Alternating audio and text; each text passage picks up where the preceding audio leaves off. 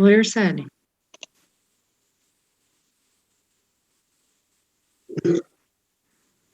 Porque eles tiraram o som, vai começar assim que começar a reunião. Você e sua família estão preparados para o arrebatamento? Ao considerar o futuro de sua família, qual é a preocupação que mais pesa em seu coração? Pense um pouco. Agora, imagine se você receber a notícia de que em pouco tempo, todos de sua casa estarão diante do maior e mais transformador acontecimento que poderiam experimentar: o arrebatamento. Suas preocupações continuariam as mesmas? Essa realidade certamente levará você a buscar como preparar sua casa para esse momento. Pronto para começar a preparação?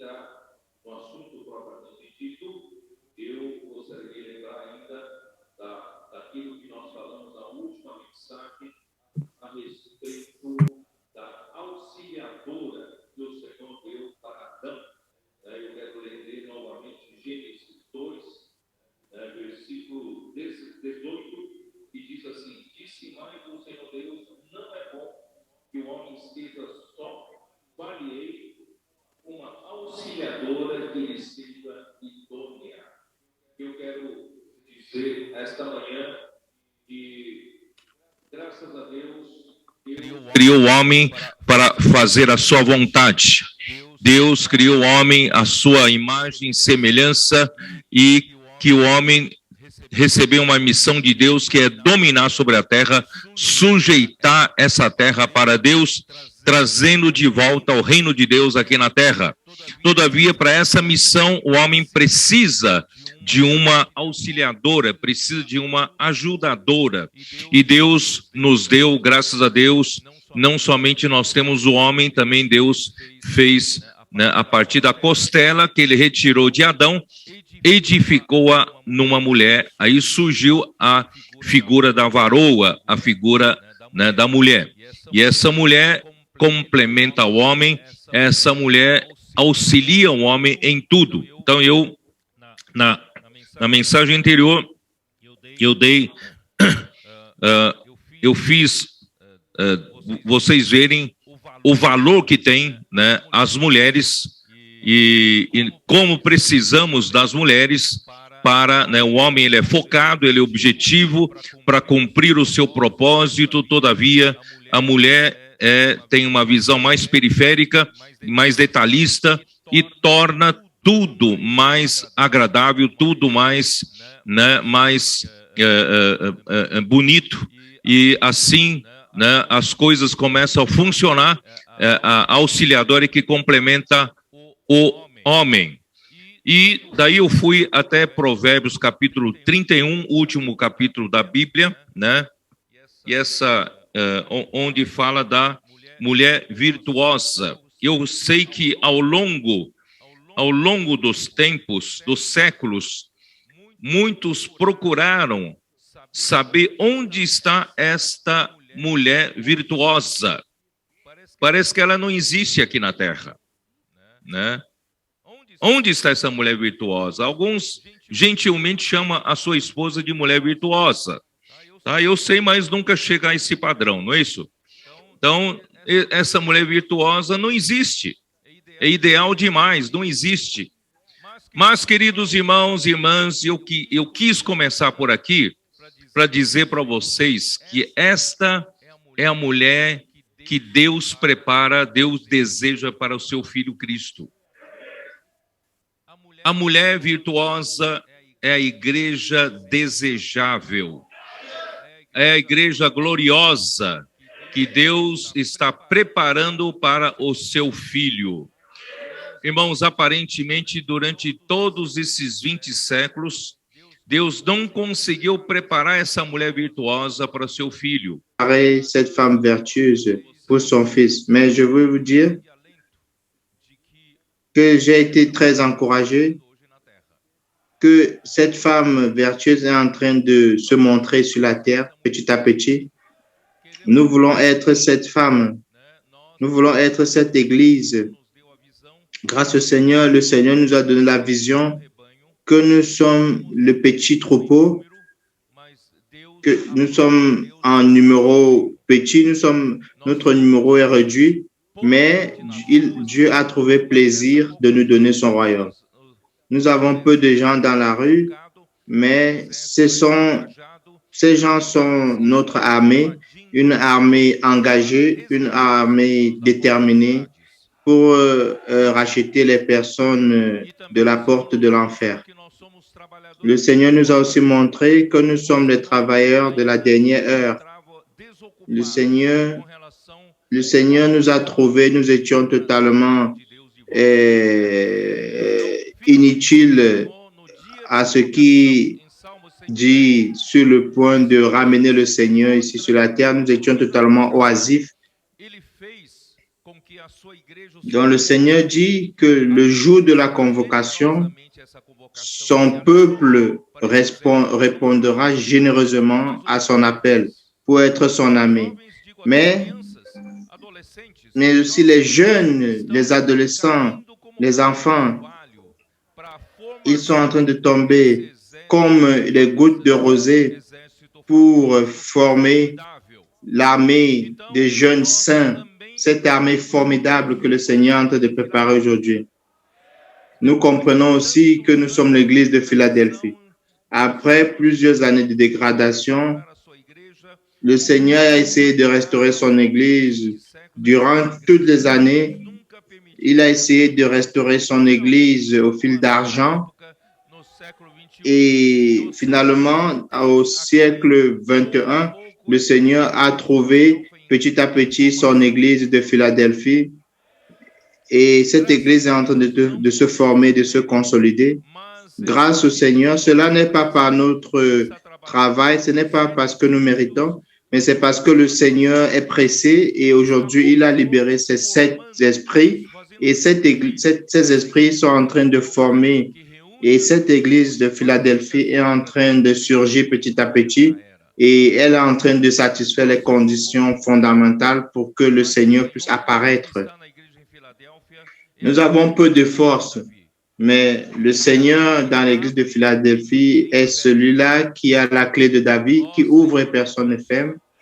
Oh Seigneur Jésus, nous sommes bien heureux, frères et sœurs bien-aimés, de vivre en cette époque. C'est vrai que la lutte est très forte, mais le Seigneur nous a donné la grâce de lutter pour lui dans la rue.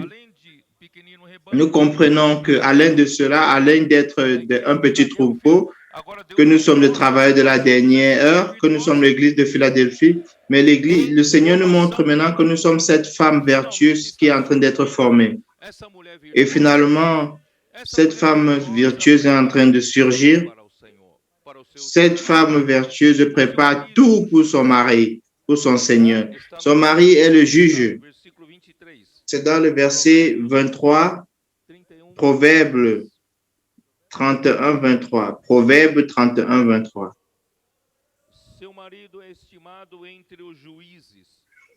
Son mari est considéré aux portes lorsqu'il siège avec les anciens du pays. Le mari de cette femme vertueuse, il a l'autorité pour juger. Dans Jean chapitre 5, verset 22, j'ai déjà lu la dernière fois, Jean chapitre 5, 22, le Père ne juge personne, mais il a mis tout jugement au Fils. Il a remis tout jugement au Fils.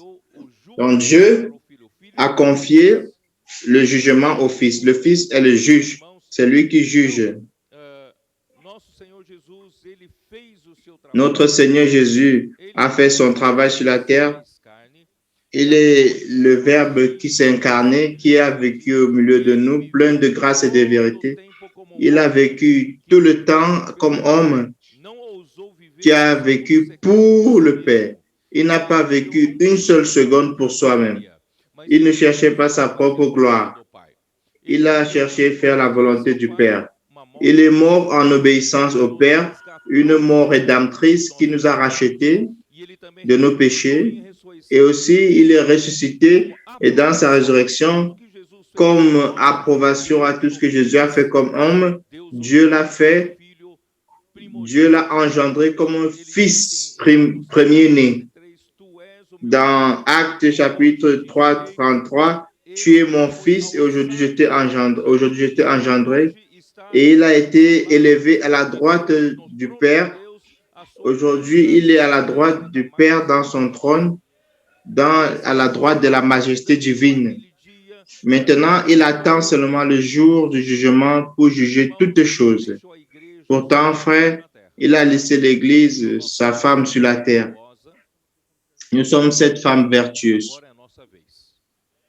Maintenant, c'est notre tour. Nous devons préparer tout pour notre Seigneur. Est-ce que tu es prêt? Comme Église, es-tu prête? Comme femme vertueuse?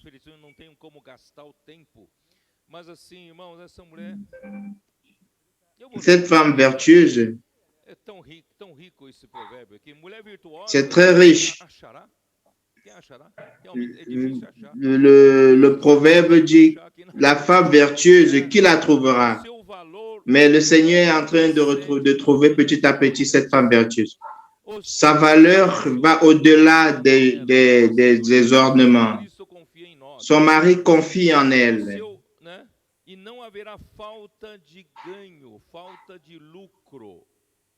Et il n'y aura pas perte d'intérêt, perte de gain.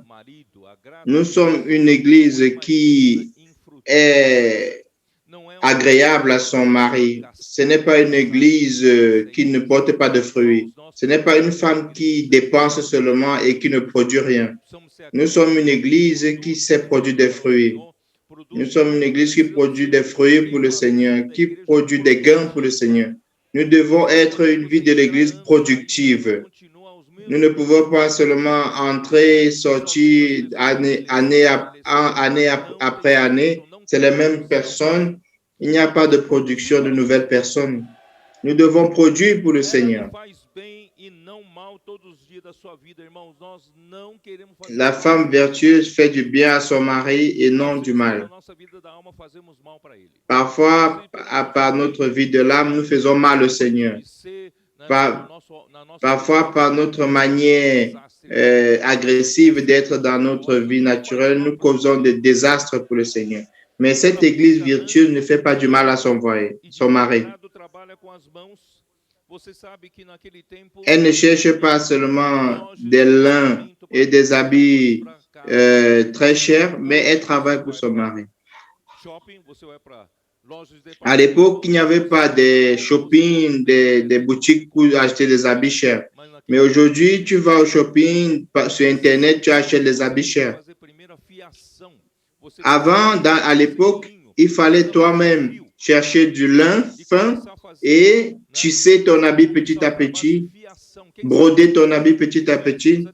Est-ce que vous savez comment ça se fait le travail de tissement? Dans le verset 19,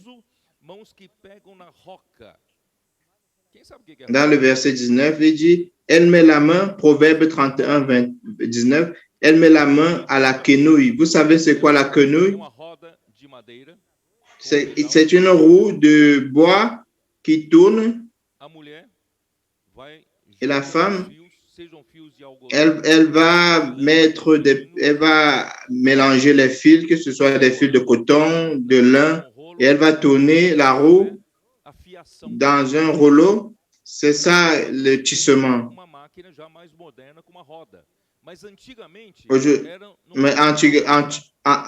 Dans l'Antiquité, c'était un bâton et à l'extrémité du bâton, c'est là où il fallait rouler le fil. C'est avec ça qu'il fallait faire le tissu. Donc, nous savons que quand nous tissons, quand le tissu est fait, donc il y a un fil à l'horizontale et un fil à la verticale, à l'horizontale, à la verticale. Et c'est comme ça que surgit le tissu. La femme vertueuse a besoin de travailler à partir du fil. Elle doit faire des fils, elle doit faire du lin, elle doit faire des tissus, elle doit faire du tissement pour produire de l'habit, pour que ses enfants n'aient pas froid, pour les couvrir durant l'hiver, pour faire des couvertures. L'Église doit penser à tout, frère. Pensez aux enfants. Pensez aux nouveaux convertis. Pensez à ceux à qui nous avons prêché l'évangile dans la rue. Engendrer des nouveaux-nés, nous devons les amener dans les réseaux de soins. Il faut prendre soin, les nourrir. Est-ce que vous êtes prêts à faire cela? Nous devons être une église productive. Et la femme vertueuse. Cette église, c'est la femme vertueuse. Oh Seigneur Jésus. Et la nuit, le verset 15, elle se lève lorsqu'il est encore nuit et elle donne la nourriture à sa maison. Elle n'est pas paresseuse, elle est diligente. Elle ne reste pas là à attendre dans le bureau avec les mains croisées. Elle travaille. Elle va dans la rue chercher les gens, racheter les gens, chercher la nourriture loin, comme un bateau mercantile. Elle sort pour chercher des fournitures. C'est cette église que le Seigneur veut dans cette ère finale d'Apocalypse.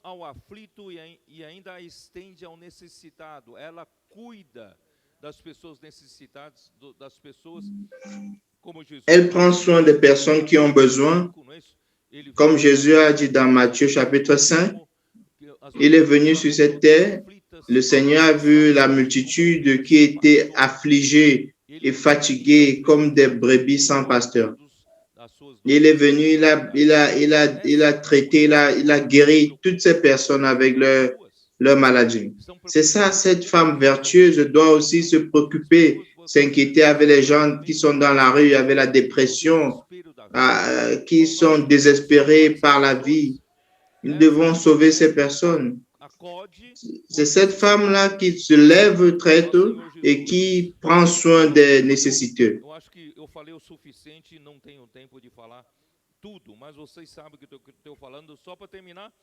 Je ne veux pas trop approfondir dans ce point. J'en ai déjà beaucoup parlé.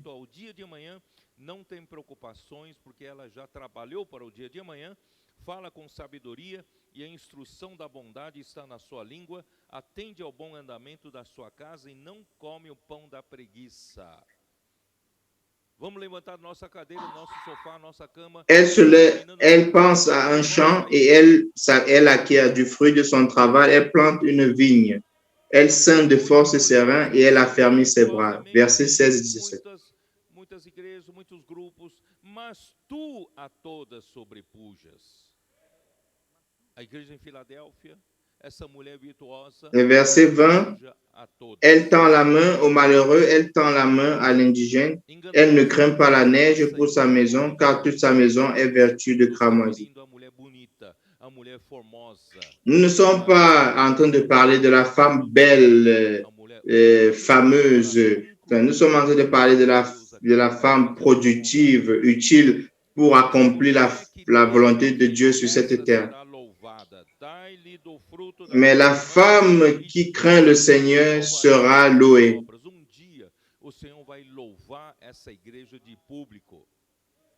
Et un jour, le Seigneur va louer cette église. Je veux faire partie de la femme virtueuse de l'église. Le verset 29 dit, plusieurs filles ont une conduite vertueuse, mais toi, tu les surpasses toutes. Amen. Matthieu chapitre 5, juste pour lire le 31. La grâce est trompeuse, à la beauté est vaine. La femme qui craint l'Éternel est celle qui sera louée. Récompensez-la du fruit de son travail et qu'au porte ses œuvres la loue. Amen. Matthieu chapitre 5. C'est quoi les bienveillances, les béatitudes?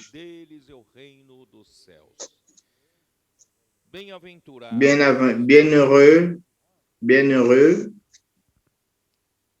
Bem-aventurados é feliz. Bienheureux, les béatitudes, ça veut dire heureux. Tout être humain court après la joie, après les plaisirs, après le succès. Les philosophes discutent que être heureux,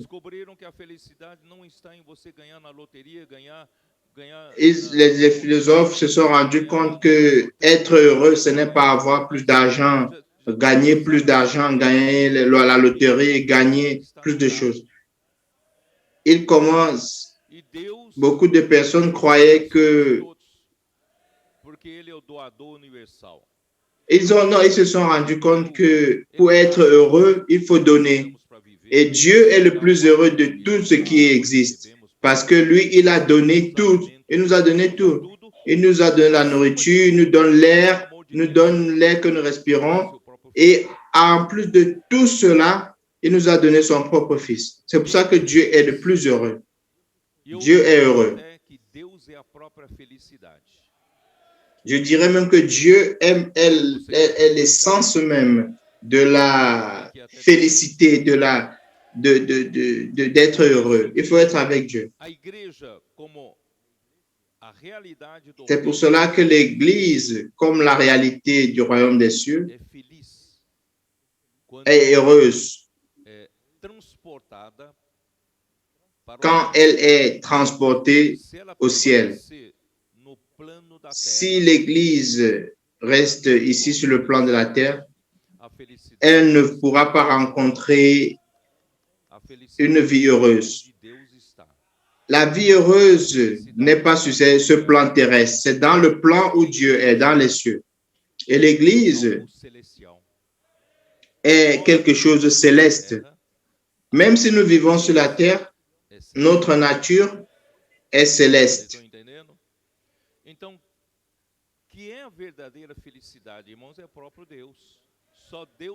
Qui est la véritable joie? C'est Dieu. C'est seulement Dieu qui peut nous donner cette joie. Donc, nos béatitudes sont quand nous nous comportons comme l'Église du Seigneur qui est transportée de la terre vers le ciel. C'est ça notre nature. Seigneur Jésus, Proverbe chapitre 8, verset 30.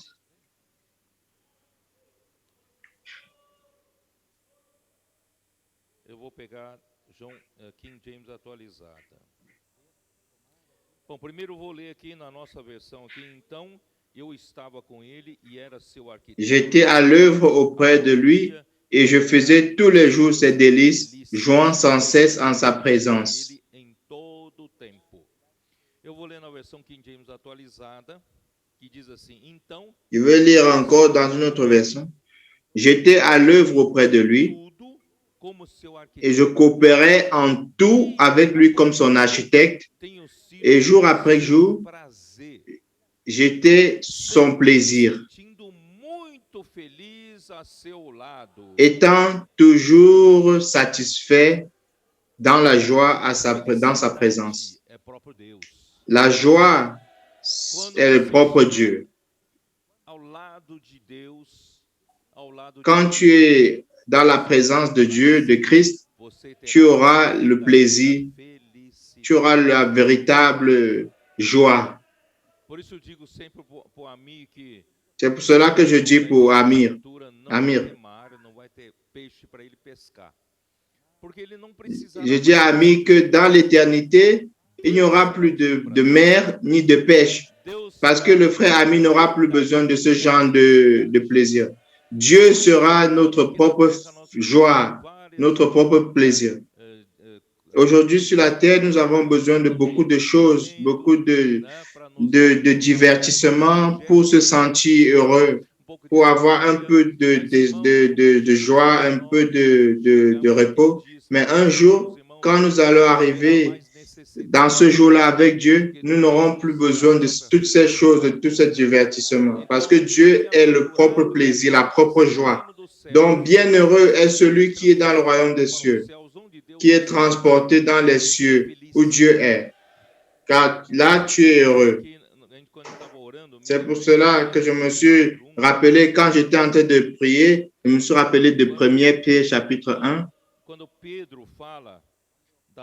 quand Pierre dit il parle de nos souffrances pour le salut de notre âme, car il est nécessaire que nous passions par quelques tribulations pour que le Seigneur puisse produire le véritable or.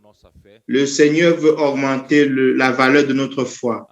Il veut transformer notre foi plus pure en purifiant ce minerai de fer qui est en nous, ce minerai de foi, pour qu'il devienne de plus en plus valeureux. Nous avons tous besoin de passer par des souffrances, par des tribulations. Il n'y a pas d'autre manière. Et dans le verset 7, qui dit 1 Pierre chapitre 1 verset 7, afin que l'épreuve de votre foi, plus précieuse que l'or périssable, qui cependant est éprouvé par le feu, ait pour résultat la louange, la gloire et l'honneur lorsque Jésus-Christ apparaîtra.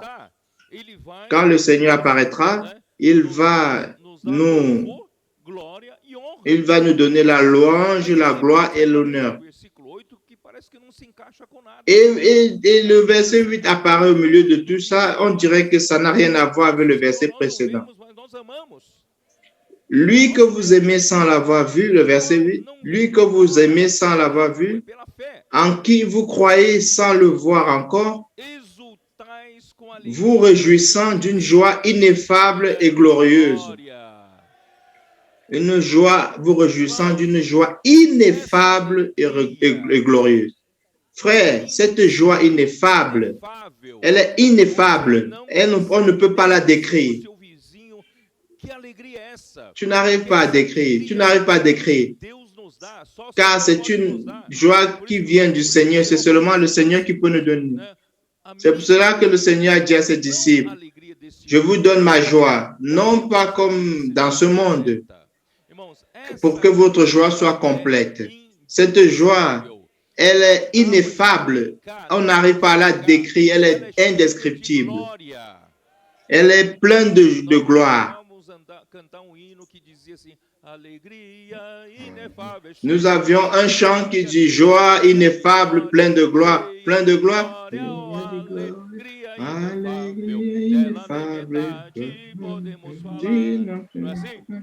Donc, un chant que nous avons qui dit joie ineffable et glorieuse, plein de gloire, que nous n'arrivons même pas à décrire. C'est ça la véritable Nós não joie. somos desse mundo. Car nous ne sommes pas de ce Nós monde. somos lá de cima. Nous sommes là d'en haut. João 8, como Jesus disse. João 8. Jean chapitre 8, comme le Seigneur Jésus a dit, Jean chapitre 8. Nous avons déjà lu cela aussi. Versículo 23. Jean chapitre 8, verset 23. Prosseguiu, vós sois cá de baixo, eu sou lá de cima. Et il a dit, vous êtes d'en bas, moi je suis d'en haut. Vous êtes de ce monde, moi je ne suis pas de ce monde. Le roi du royaume des cieux n'est pas de ce monde. Même s'il est venu dans ce monde, il a vécu dans ce monde, il a vécu sur cette terre pendant 30 ans pour accomplir la volonté de Dieu. Dans Jean chapitre 17,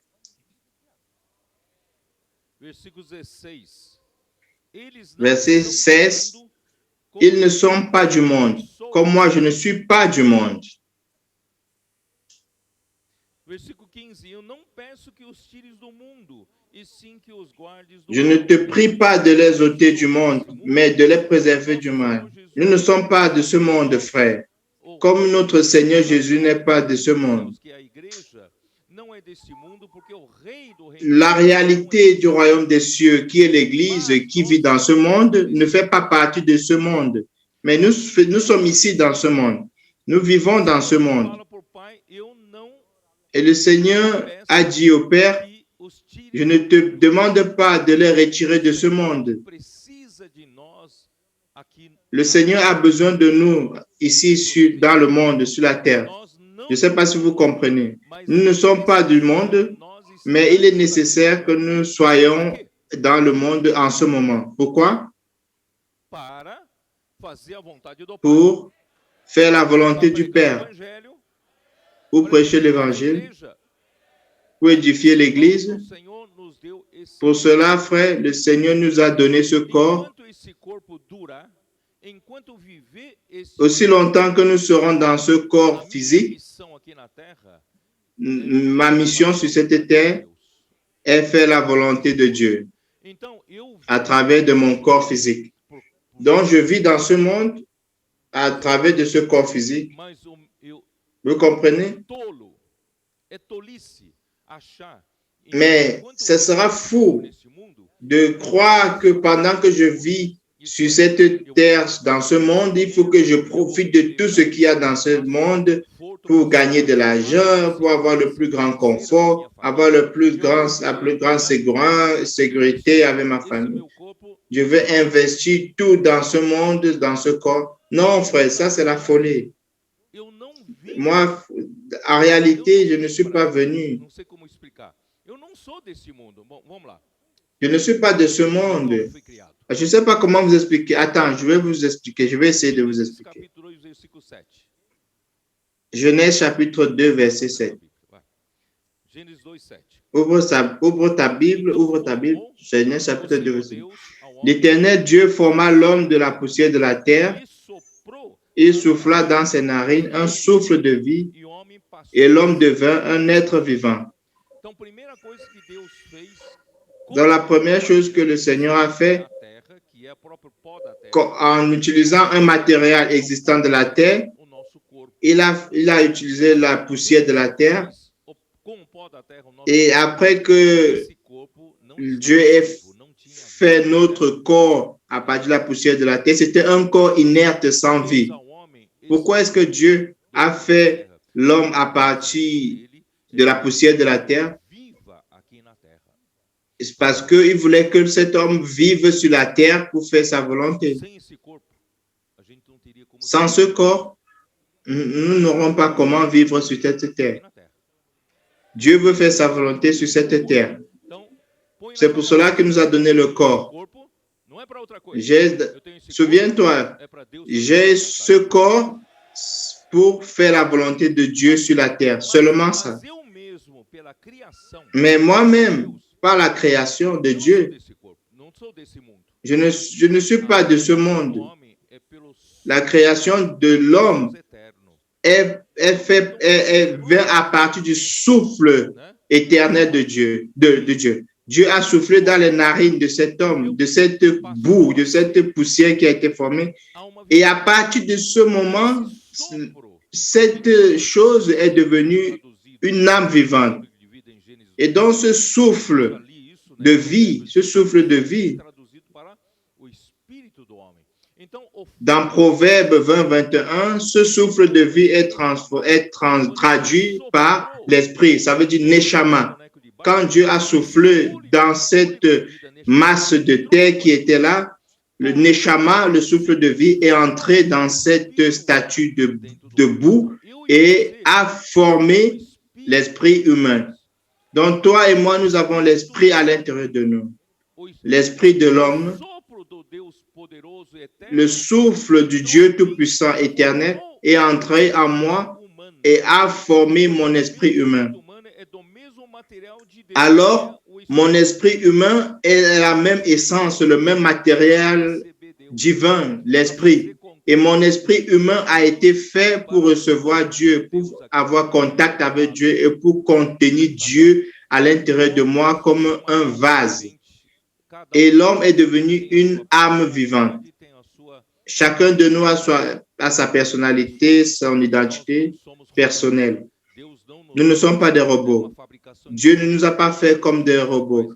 Dieu n'a pas fait une fabrication en série où tous sont égaux. Chaque individu est individuel. Il n'y a pas deux personnes égales sur la terre. Et Dieu nous a donné ce corps pour que nous vivions sur cette terre. Notre esprit et notre âme, dans Ecclésiaste 3:11, Ecclésiaste chapitre 3, verset 11,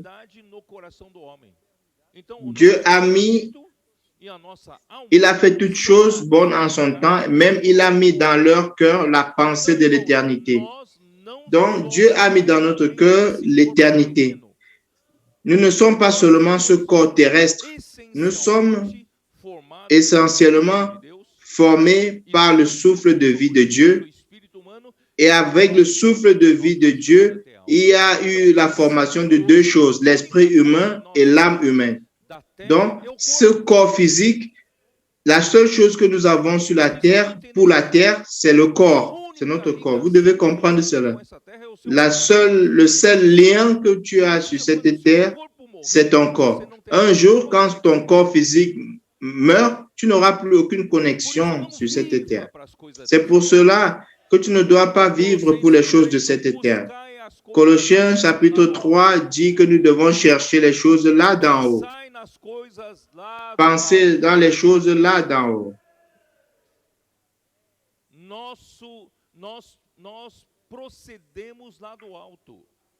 Nous venons là d'en haut. Notre origine est là d'en haut.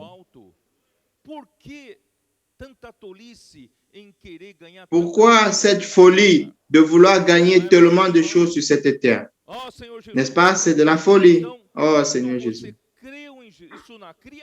Quand tu crois en Jésus, ça dans la création. Maintenant, dans la création, je parlais dans la création. Maintenant, dans la régénération, dans le nouveau, la nouvelle naissance, les gens, Nicodème est venu dire à Jésus, comment est-ce que tu peux faire ces choses qu'aucun homme ne peut faire? Si Dieu n'est pas avec toi, tu n'arrives pas à faire ces choses-là, Jésus. Jésus a dit à Nicodème, Jésus lui a dit, si tu veux savoir comment faire ces choses, il faut naître de nouveau. Cela veut dire naître d'en haut. Ça ne veut pas dire naître de la terre. Jean chapitre 3, le Seigneur il dit à Nicodème, pour faire ces choses-là, il faut naître d'en haut et non ici sur la terre. Jean 3:3. Jésus lui répondit, en vérité, je te le dis, si un homme ne naît de nouveau, il ne peut avoir le royaume de Dieu. Cela veut dire naître de nouveau, ici veut dire naître d'en haut, naître de Dieu. Si quelqu'un ne naît pas d'en haut, il ne peut voir le royaume de Dieu. Car le royaume de Dieu est céleste. Il faut naître d'en haut. C'est là en haut. Le verset 5, Jésus dit, en vérité, je te le dis, si un homme ne naît d'eau et d'esprit, il ne peut entrer dans le royaume de Dieu. de Deus. O que é nascido da carne é carne. Mas o que é Verset nascido 6, do ce qui est né de la chair est chair, et ce qui est né de l'esprit est esprit. Então não te admires de eu te dizer, né? Le verset 7, ne t'étonne pas que je t'ai dit, il faut que vous naissiez de nouveau. Do alto. Il est important que vous nassiez d'en haut. Aí o vento sopra para onde quer, você não sabe de onde ele vem. Le verset 8, le vent souffle où il veut et tu ne sais pas où, et tu entends le bruit, mais tu ne sais pas d'où il vient, ni où il va. Il en est ainsi de tout homme qui est né de l'esprit. Quand nous naissons de nouveau, quand nous sommes régénérés par l'esprit, nous commençons, au moins ça devrait être ainsi, nous devrons vivre non plus par notre pensée sur cette terre, dans la vanité de nos pensées. Nous devrions, après être régénérés, après être nés de nouveau, nous devons commencer à vivre par l'esprit, non pas par notre pensée logique limitée de la terre. Nous vivons encore beaucoup par notre pensée logique limitée de la terre. Le Seigneur doit nous sauver. C'est pour ça, dans 1 Pierre, chapitre 1, toutes les tribulations et les souffrances ont pour but de nous sauver de cet être naturel. Dans la création, nous avons été créés par le souffle de vie de Dieu. Et dans la régénération, nous sommes nés de l'esprit. Nous sommes nés d'en haut. Nous ne sommes pas d'ici de la terre. C'est pour cela que les béatitudes de Matthieu chapitre 5, les 9 béatitudes de Matthieu chapitre 5 montrent notre nature céleste. L'Église est d'origine céleste. Sa nature est céleste. L'Église n'est pas une organisation humaine religieuse ici de la terre. L'Église est de nature céleste.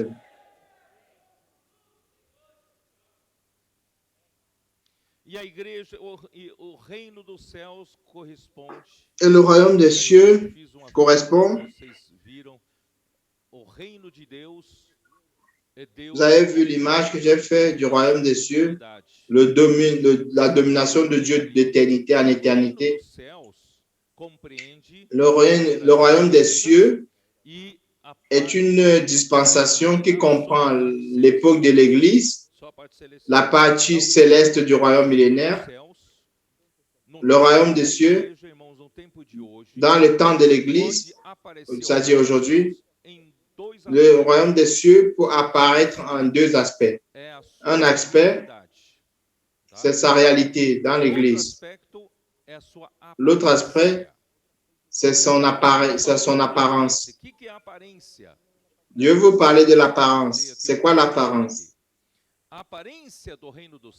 L'apparence du royaume des cieux, c'est sa configuration extérieure. C'est sa configuration extérieure. C'est ce que tu vois dans la facette. C'est une perception superficielle. Comme cela est révélé par le roi au bord de la mer dans Matthieu chapitre 7, dans la parabole où le Seigneur dit le royaume des cieux est pareil à dans Matthieu chapitre 6. Là, le Seigneur parle de l'apparence des royaumes. C'est l'apparence de toute la chrétienté. Là, nous avons le blé, mais nous avons aussi le foin. Nous avons plein d'ustensiles de cuisine. C'est tout ce qui est extérieur, toute apparence du royaume des cieux. C'est la chrétienté en général. Mais nous avons besoin de donner un pas en avant. Nous ne pouvons pas vivre seulement comme un chrétien nominal. Ah, qui es-tu? Ah, je suis un chrétien. Beaucoup se disent chrétiens et parfois ils ne sont pas nés de nouveau. C'est l'apparence du royaume des cieux. Mais nous devons apprendre à vivre dans la réalité du royaume des cieux. C'est quoi la réalité du royaume des cieux? La réalité du royaume des cieux correspond à son contenu intrinsèque, intérieur, qui constitue son essence de nature céleste et spirituelle. Comme révélé dans le royaume dans la montagne, dans Matthieu 17. C'est la vie normale. Qu'est-ce que dit Romains chapitre 14, 17? Le royaume de Dieu ne consiste pas à manger et boire, mais c'est la justice, la paix et la joie dans l'Esprit Saint. Ce verset de Romains 14 définit bien la réalité du royaume des cieux. La réalité du royaume des cieux, c'est son essence.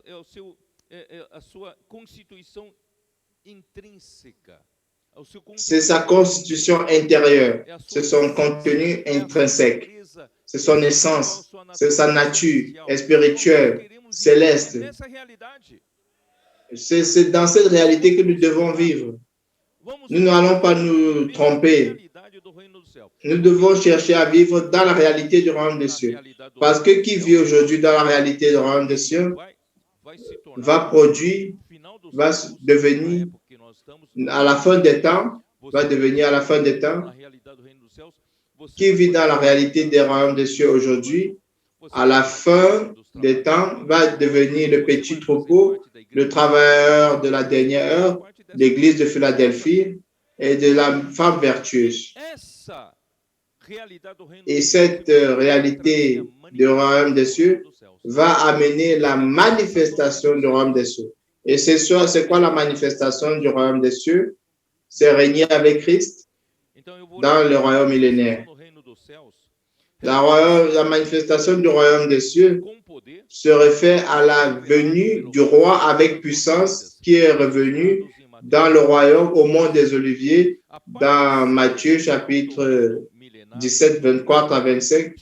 La partie céleste du royaume millénaire a venu est appelé le royaume de son Père dans Matthieu 13, 43. Matthieu 13, 43.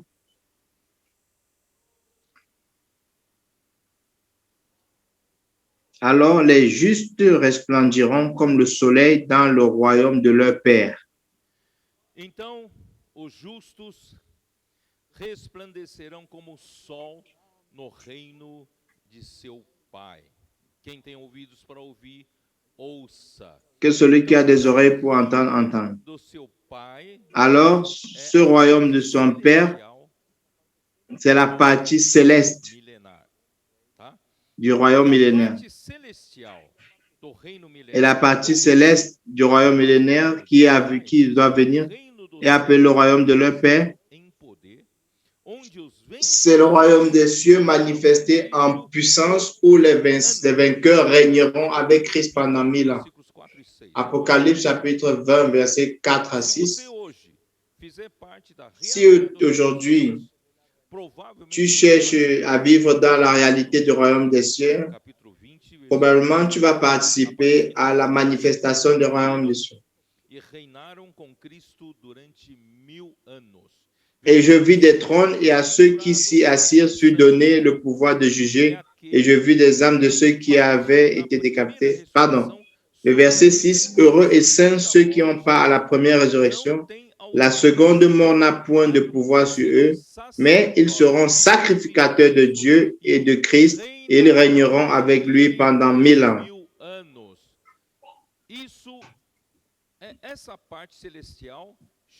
Cette partie céleste s'appelle la manifestation du royaume des cieux. Et il y a la partie terrestre du royaume millénaire. La partie céleste sera composée des vainqueurs de l'Église. Si tu vis la réalité du royaume des cieux, tu seras un vainqueur et tu vas vivre dans la manifestation du royaume des cieux. Et ces vainqueurs vont régner dans la partie céleste sur la terre. Et nous, par le fait que nous sommes dans la partie céleste, nous n'aurons plus de matériel physique, la matière physique.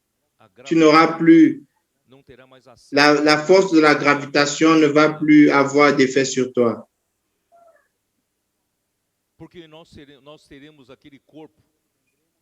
Car nous aurons un corps glorieux.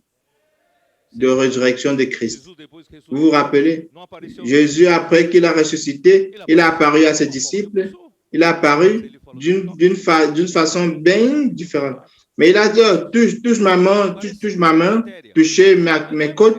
Ça ressemblait à la matière, mais ce n'était pas la matière. ele pode entrar Et après, il a disparu. no recinto, Il est entré dans une maison fermée ter que et il est sorti sans ouvrir la porte. Irmão, graças a Deus, C'est ce corps glorieux. nós seremos- Grâce au Seigneur, nous serons comme ça. nós vamos reinar por Deus. Nous allons régner pour Dieu.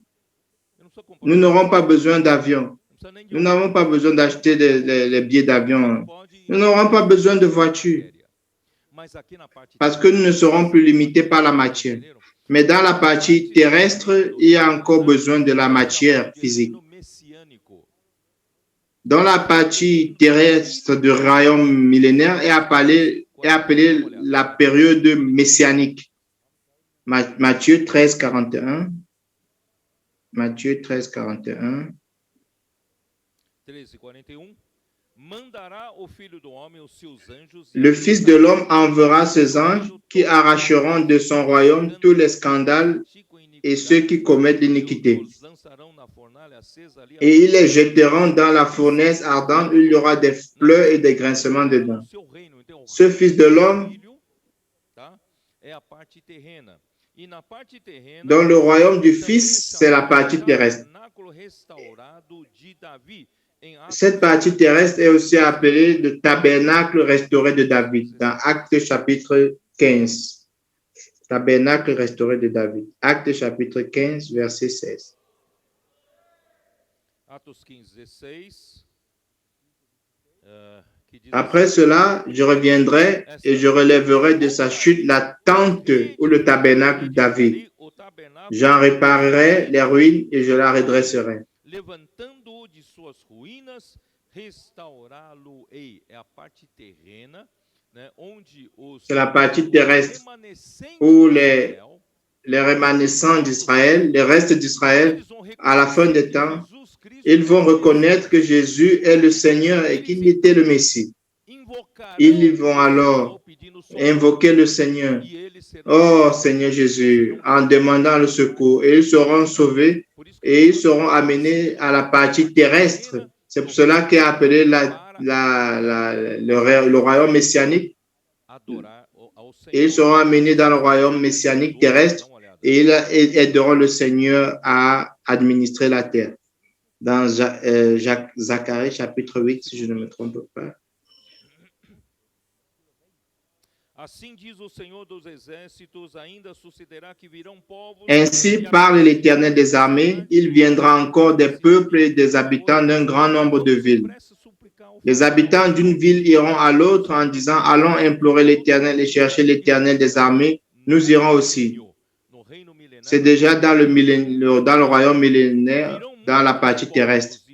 Et beaucoup de peuples et de nombreuses nations viendront chercher l'Éternel des armées à Jérusalem et implorer l'Éternel.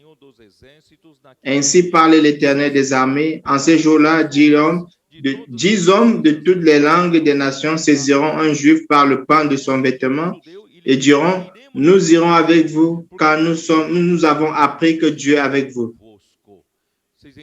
Zacharie chapitre 8, versets 20 à 23. Ça sera la partie terrestre du royaume millénaire. Ces juifs rémanescents vont aider à être des sacerdotes et vont diriger les nations. Et nous, la partie de l'Église, la partie céleste, nous serons dans le royaume millénaire céleste. Nous n'aurons pas besoin de matériel, de matière physique.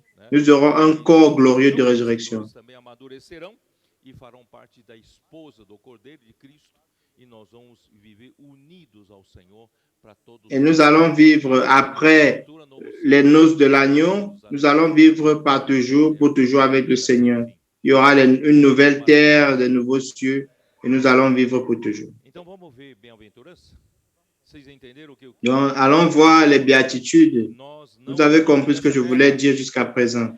Nous ne sommes pas de cette terre. 5. Matthieu chapitre 5. Eu também quero dizer para vocês, irmãos, essas Je voudrais vous dire, frères, dans ces 9 béatitudes, meramente Ce ne sont pas seulement des doctrines pour nous. C'est ce que le Seigneur fait déjà au milieu de nous. Je me rappelle en 2017, comment étaient les églises. Peut-être à cause des années de maladie du frère. Donc, les églises n'étaient pas bonnes. La condition des églises n'était pas bonne. Mais grâce au Seigneur, le Seigneur a commencé à nous restaurer. Ce n'est pas seulement une restauration de comportement, mais de transférence. Le Seigneur commence à nous transférer du plan terrestre par le plan céleste. Et c'est ce que ces bienveillances ont pour but de faire. Ce n'est pas seulement pour que nous vivions comme des bons comportements humains, mais c'est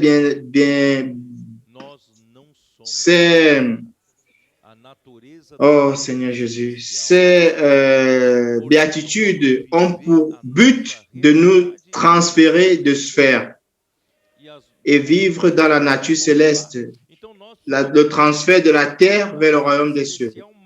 Nous devons apprendre à vivre par la nature céleste, avec le corps sur la terre, avec les pieds sur terre. C'est ça la difficulté. D'un côté, nous avons la nature céleste, mais de l'autre côté, nous avons ce corps sur cette terre et nous vivons sur cette terre. Donc, l'Église est composée de personnes créées par le souffle de vie qui sont régénérées d'en haut par le second souffle de vie. Actes chapitre 20, versets 21 et 22. Non, Jean chapitre 20, pardon. Le verset 19. Le soir de ce jour qui était le premier de la semaine, les portes du lieu où se trouvaient les disciples étant fermées à cause de la crainte qu'ils avaient des Juifs, Jésus vint se présentant au milieu d'eux et leur dit, « La paix soit avec vous. » Mais comment est-ce que Jésus est entré? Toutes les portes étaient fermées. Comment est-il entré? Il avait un corps non matériel, un corps de résurrection glorieux. Et quand il eut dit cela, il leur montra ses mains et son côté. Les disciples furent dans la joie en voyant le Seigneur. Jésus leur dit de nouveau, la paix soit avec vous. Comme le Père m'a envoyé, moi aussi je vous envoie. C'est important, frère, comme Église, que nous soyons envoyés. Le verset 22, après ces paroles, il souffla sur eux et il leur dit, recevez le Saint-Esprit. Il a soufflé. Recevez le Saint-Esprit. L'homme a été déjà créé par le souffle de Dieu, mais dans la régénération, notre régénération a été faite par le second souffle de Dieu. Le second souffle de Dieu, de Jésus, a fait que nous soyons nés d'esprit. Donc, nous sommes des êtres totalement célestes. Nous vivons sur cette terre seulement par le corps, formé par la poussière de la terre. Pourtant, d'un côté, donc il ne faut pas que tu négliges ton corps. Même si nous sommes spirituels, nous sommes formés par le souffle de vie et tu as été régénéré par le souffle de l'Esprit Saint. Mais ce corps physique est important, car sans ce corps, Dieu ne peut pas faire sa volonté sur cette terre. C'est pour cela que dans Romains chapitre 12, Paul dit à présenter votre corps comme un sacrifice vivant, saint et agréable à Dieu, ce qui sera de votre part votre culte rationnel. Car sans ton corps, Dieu n'arrive pas à travailler sur cette terre. Si ton corps ne va pas à la rue pour contacter les personnes, prier pour les personnes, qui ira? Comment est-ce que Dieu va atteindre ces personnes? Donc nous avons ce corps, c'est pour faire le travail de Dieu sur cette terre. Mais nous devons nous rappeler que nous ne sommes pas de cette terre. Nous sommes d'en haut. Notre nature, la nature de l'Église est céleste. Donc allons-y. Première béatitude.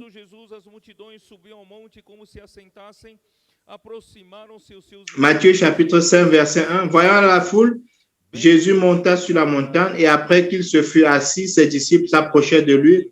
Puis, ayant ouvert la bouche, il les enseignait et dit, « Heureux les pauvres en esprit, car le royaume des cieux est en eux. Car le royaume des cieux est à eux. » Je veux répéter, en grec, c'est Makarios. Heureux, ça veut dire avoir la joie. C'est heureux les pauvres. Ça veut dire joyeux les pauvres. Est-ce que tu manques de joie dans ta vie? Nous devons profiter pour apprendre à être pauvre en esprit. C'est le secret de la joie. Être pauvre en esprit. Heureux. Heureux celui qui connaît sa nature spirituelle et qui est gouverné par le roi du royaume des cieux. Tu veux être heureux? Tu vas avoir la joie? J'ai écrit ceci. Heureux est celui-là qui connaît sa nature céleste et qui est gouverné par le roi du royaume des cieux durant tout le temps de sa vie sur la terre. Aussi longtemps que tu vis dans ton corps sur cette terre, tu dois te laisser guider par le roi du royaume des cieux. C'est le secret de la joie. Nous avons besoin d'apprendre que nous avons une nature céleste et nous sommes gouvernés par le roi du royaume des cieux.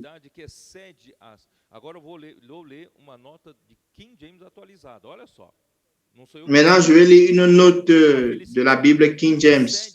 C'est une joie qui surpasse les circonstances. Ça ne dépend pas de ce que tu as gagné à la loterie. Et cela a à voir avec le profond sentiment de paix et de joie.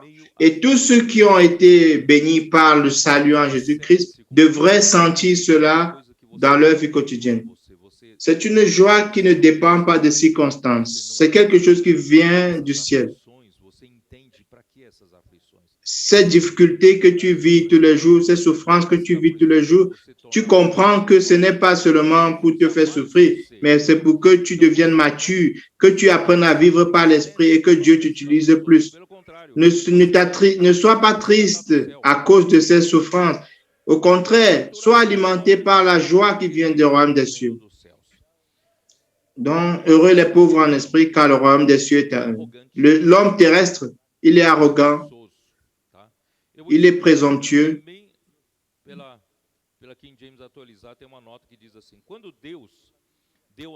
Quand Dieu a donné la loi aux pauvres, au peuple d'Israël, les scribes et les pharisiens ont enseigné que celui qui accomplira toutes les lois,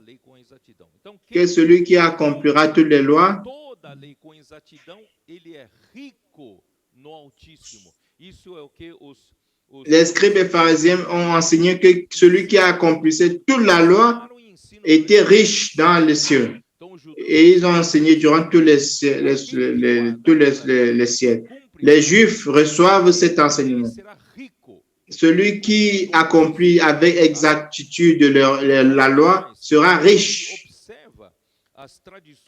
Et en plus, celui qui observe les traditions judaïques transmises par les parents de bouche en bouche,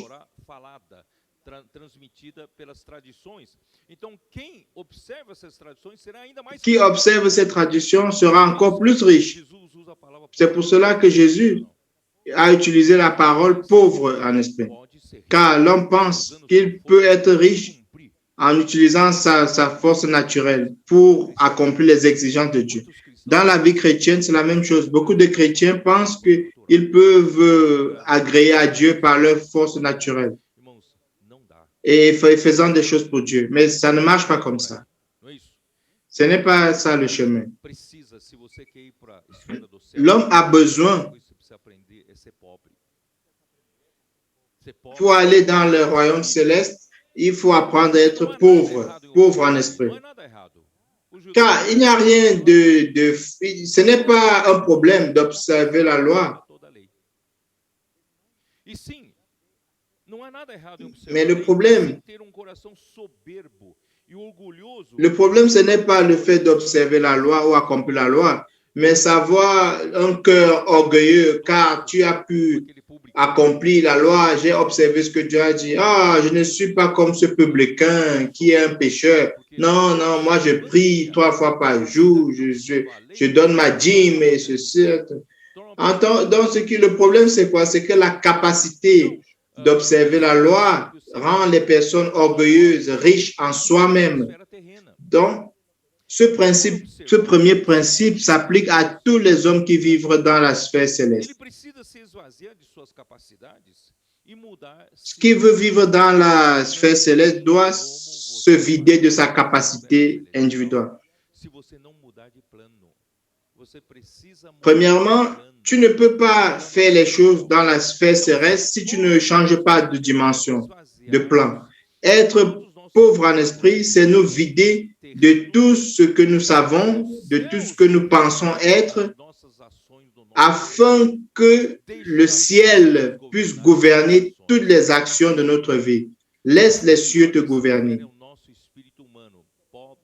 L'esprit ici se réfère à notre esprit humain, la partie la plus profonde de notre être. L'esprit est la partie la plus profonde de notre être. C'est à travers de notre esprit que nous contactons Dieu et percevons les choses spirituelles.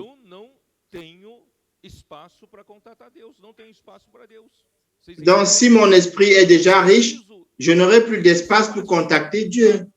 J'ai besoin d'avoir de l'espace pour contacter Dieu. C'est pour ça que je dois être pauvre en esprit.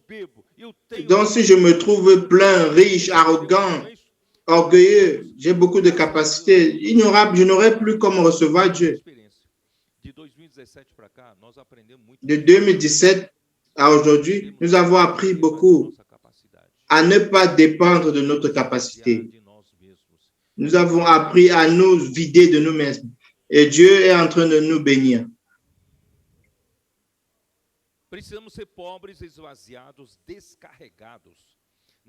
Nous devons être vidés, déchargés dans notre esprit, afin que nous puissions percevoir que nous possédons le royaume des cieux. Car le royaume des cieux est céleste et spirituel. Car le royaume des cieux est à eux. Car si tu vis une vie sur cette terre gouvernée par Dieu, tu seras vainqueur dans la manifestation du royaume des cieux. Cela veut dire que qui vit en se vidant de ses propres capacités, en étant humble et en dépendant du contact avec le roi du royaume des cieux, tu seras un vainqueur. Le verset 4. Heureux les affligés, car ils seront consolés. C'est-à-dire, bienheureux ceux qui pleurent, car ils seront consolés. Pleurez pour les situations de ce monde, des personnes perdues, déconnectées de Dieu. Christ est le centre de connexion de toutes les choses que Dieu a créées. Mais il y a une rébellion. La création était déconnectée et Dieu a recréé sur la terre durant 6 jours avec la chute de l'homme. Toutes les choses ont été déconnectées. Dans la situation du monde déconnecté de Dieu, depuis la rébellion de Satan jusqu'à la chute de l'homme, doit être un motif de pleurs. Car c'est là où opère le péché, la corruption et le désordre. Tu vois cela dans la rue. Vous, les colporteurs qui avez des contacts avec les gens tous les jours, vous vous rendez compte comment les gens sont totalement détruits. Les gens vivent dans l'angoisse, dans le désespoir. Quand tu leur demandes, je veux prier, puis-je prier pour toi, ils pleurent, elles sont désespérées. Cette situation du monde doit nous faire pleurer. Romains chapitre 3.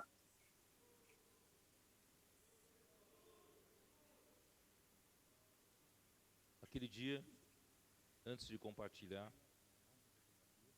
eu estava orando ao Senhor, Senhor, J'étais en train de prier au Seigneur. me abra o Seigneur, coração, o que que o Senhor está ouvre ton sentindo? cœur pour moi. Qu'est-ce que le Seigneur est en train de sentir? Et du coup, j'ai commencé à pleurer. Desespero de Deus. Je me suis rendu compte Eu me lembrei desses du versículos, désespoir de Dieu. Romanos 3, Je me rappelle de ce verset, Romains chapitre 3, verset 10. não há justo, Comme il est écrit, nenhum sequer. selon qu'il est écrit, il n'y a point de juste, pas même un seul. Nul n'est intelligent, nul ne cherche Dieu. A única Tous sont égarés, úteis, tous sont pervertis. façam Il n'en est aucun qui fasse de bien, pas même un seul. Irmãos, Deus criou o homem de uma maneira tão maravilhosa. Dieu a créé Pelo l'homme de manière tellement merveilleuse. Il lui a donné le souffle de vie, tão maravilhosa avec une espérance merveilleuse. que não há quem conheça. Et il est arrivé. Não há Et nous sommes arrivés à un point où nul ne cherche Dieu, nul n'est intelligent. Salmo 14. Dans le psaume 14 aussi, Ó Senhor Jesus. oh Seigneur Jésus, dans le psaume 14, j'ai commencé à pleurer. Vraiment, c'est une situation qui doit nous faire pleurer. Sensato no seu coração. Não há Deus. L'insensé dit dans son cœur, il n'y a point de Dieu.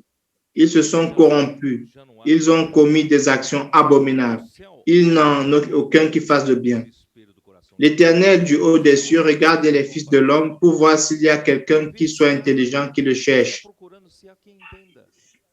Porque ele criou o homem, porque ele criou esse universo. Para ver quem entenda. Il voit s'il y a quelqu'un sur la terre qui dit, mais pourquoi est-ce que cet univers est ici? Se corromperam. Não Qui há m'a mis sur cette terre et tout? Não há Le verset 3 dit, tous sont égarés, tous sont pervertis. Il n'en est aucun qui fasse de bien, pas même un seul. Mateus 9, dá uma olhada. Mateus C'est pour cela, quand le Seigneur est venu sur cette terre, dans Matthieu chapitre 9,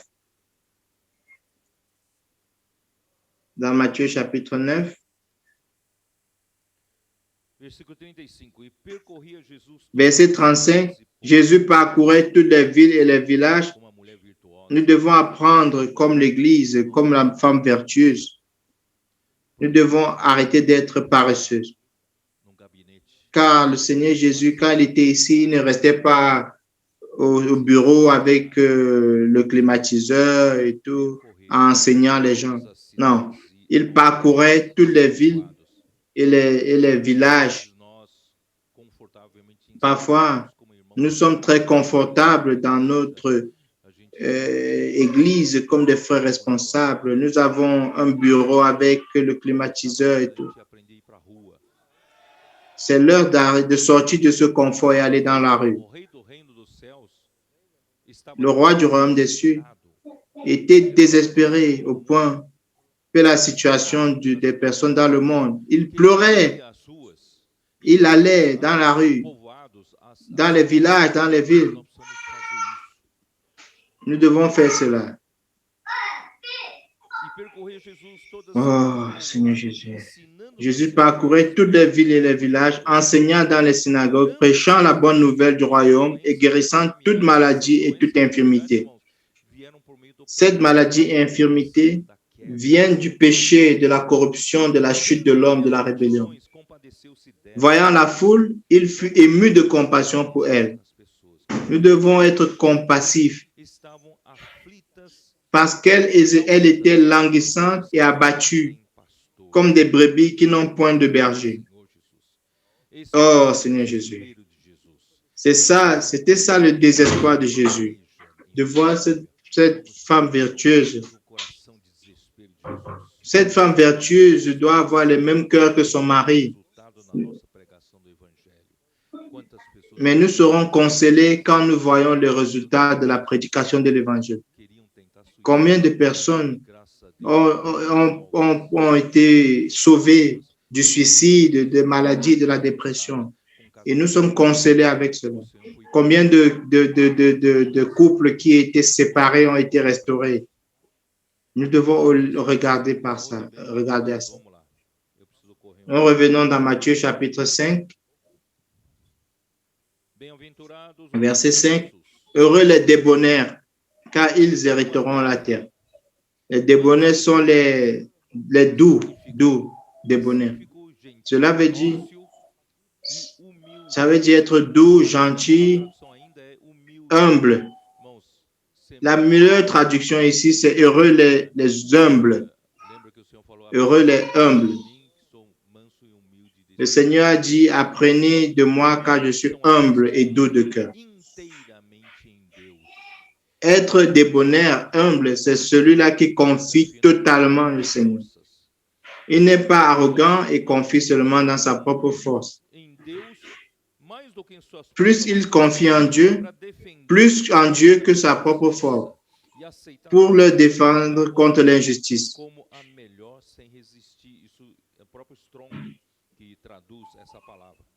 Les débonnaires sont des personnes humbles qui confient en Dieu pour les défendre contre les injustices. Nous n'essayons pas de nous venger nous-mêmes. Si quelqu'un commet une injustice contre nous, nous fait souffrir à cause de cela, nous ne nous défendons pas. Nous n'allons pas contre ces gens avec la haine. Nous sommes doux, nous sommes humbles, car nous savons qu'il y a un roi qui contrôle toutes choses. Laisse le roi résoudre cela de la meilleure des façons. Si nous n'avons pas un cœur pur, amoureux pour les personnes,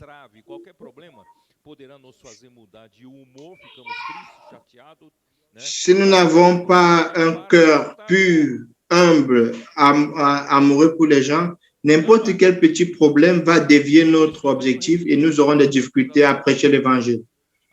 C'est pour cela que je dis aux colporteurs tout le temps, le colportage, ce n'est pas pour gagner de l'argent. Si tu veux gagner de l'argent, tu ne vas pas faire fluer le colportage. Le colportage, c'est pour amour aux personnes. C'est par amour au Seigneur. Premièrement, le Seigneur a demandé à Pierre s'il aimait plus que les autres. C'est pour amour au Seigneur que nous aimons les autres personnes. C'est ça la véritable origine du colportage. Sauver les personnes, retirer les personnes de la misère et prêcher l'évangile du royaume avec les livres. Donc avoir un cœur humble et doux en pratiquant le mouvement que nous sommes en train de faire. Je puisse prier pour toi. Nous arrivons à libérer les personnes du joug de l'esclavage et nous amenons ces personnes dans les réseaux de soins. Et c'est comme ça que nous allons conquérir de la terre. N'est-ce pas? C'est ce qui est dit ici. Bienheureux les débonnaires, les humbles, car ils hériteront la terre. Quand nous prêchons l'évangile, nous sommes en train de conquérir le territoire pour le royaume de Dieu. C'est pour cela que le royaume des ténèbres est furieux contre nous, car nous sommes en train de conquérir les terres avec humilité et douceur. Le verset 6. Heureux ceux qui ont faim et soif de la justice, car ils seront rassasiés. Alléluia. Le fondement du royaume des cieux, c'est la justice. Le royaume de Dieu, c'est la justice, paix et la joie dans l'Esprit Saint. La justice est la base. Le psaume 89. Le psaume 89.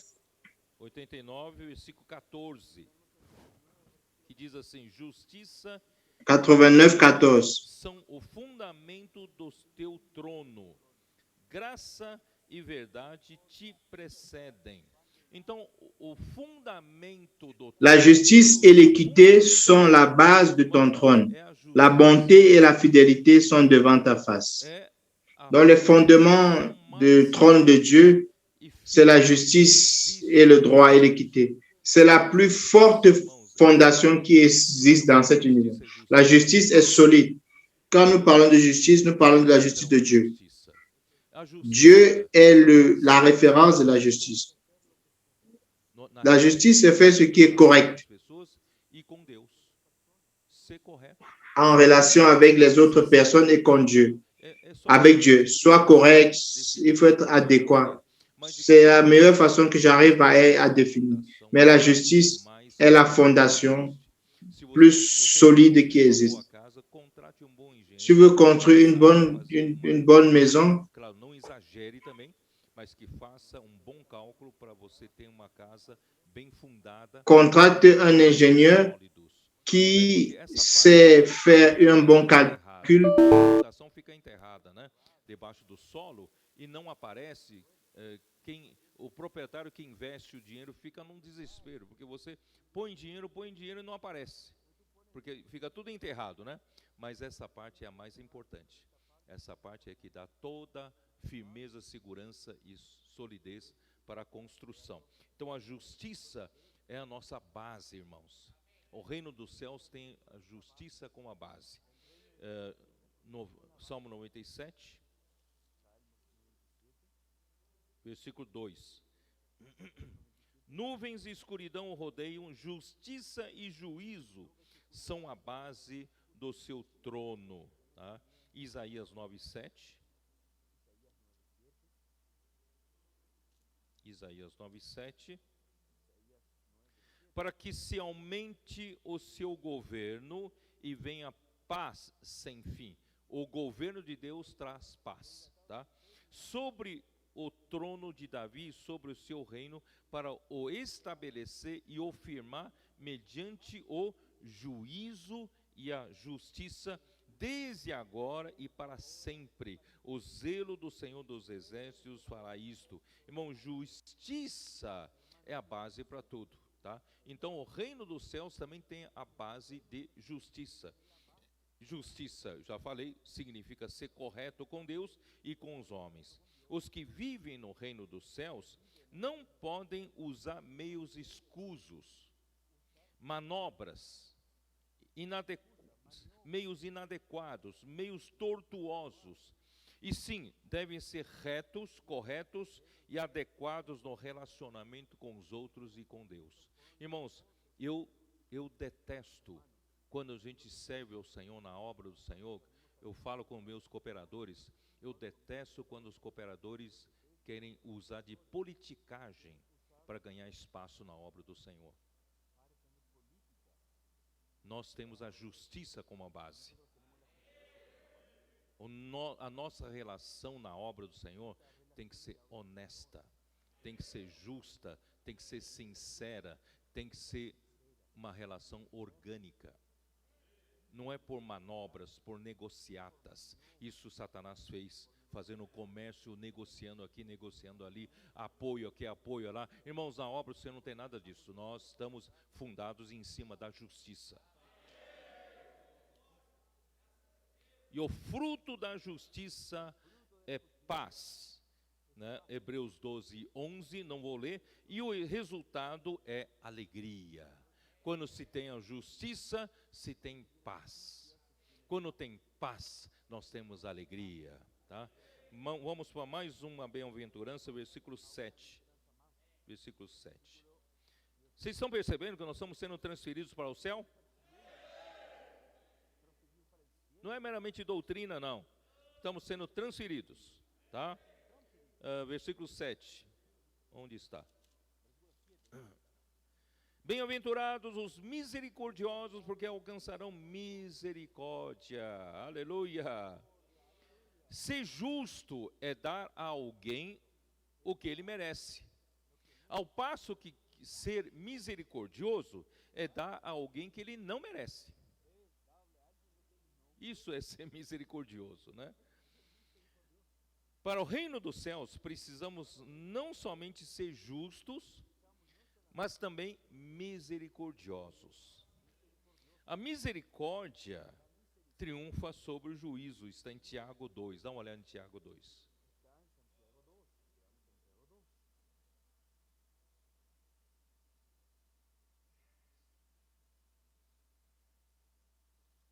Onde está o Tiago?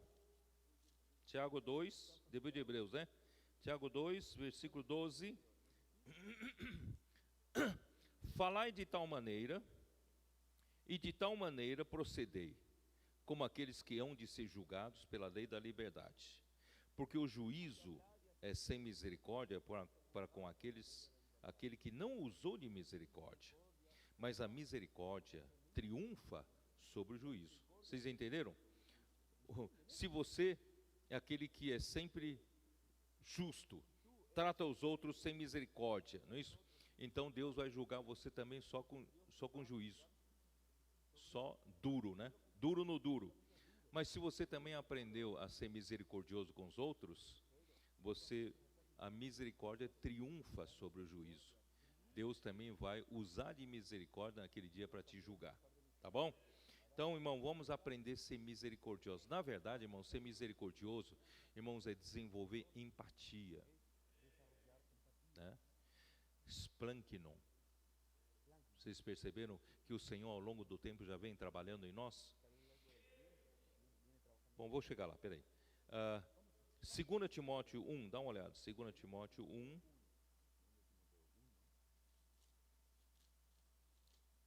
Versículo 16. Conceda o Senhor misericórdia à casa de Onesíforo, porque muitas vezes me deu ânimo e nunca se envergonhou das minhas algemas. Antes, tendo ele chegado a Roma, me procurou solicitamente até me encontrar. O Senhor lhe conceda naquele dia achar misericórdia da parte do Senhor, e tu sabes melhor do que eu quantos serviços me prestou ele em Éfeso. Irmãos, a casa de Onesíforo, e principalmente Onesíforo, ele não ficou lá sentado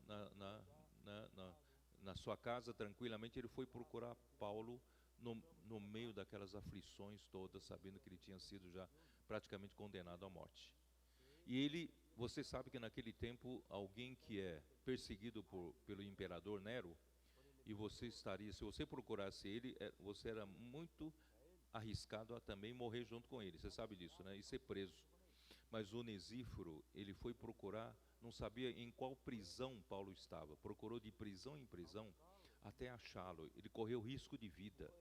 Mas, irmãos, esse usou de misericórdia com Paulo. Paulo, naquela situação em que todos o abandonaram, os da Ásia o abandonaram, os cooperadores não estavam, o mais próximo dele não estavam lá. Cada um estava num canto e ele precisava de conforto. E Deus usou Onesíforo, né, a misericórdia de Onesíforo, para consolar Paulo. Por isso Paulo ora a Deus: Deus, use de misericórdia. Irmão, se você e eu usarmos de misericórdia, você se preocupar com o sofrimento dos outros, você se preocupar com o que os outros pensam. Irmão, você se lembra quando nós falamos de Splankinon, né? Quando nós falamos de Senhor em Mateus 9, ele se compadeceu. Compadecer-se é o verbo em grego splankinizomai, é algo que saía das entranhas, é um sentimento de misericórdia, um sentimento de compaixão que procedia das suas entranhas, do seu interior. Irmãos, nós precisamos aprender a nos compadecer das pessoas, vendo as pessoas nas ruas sofrendo, não é isso? Precisamos aprender a ter misericórdia.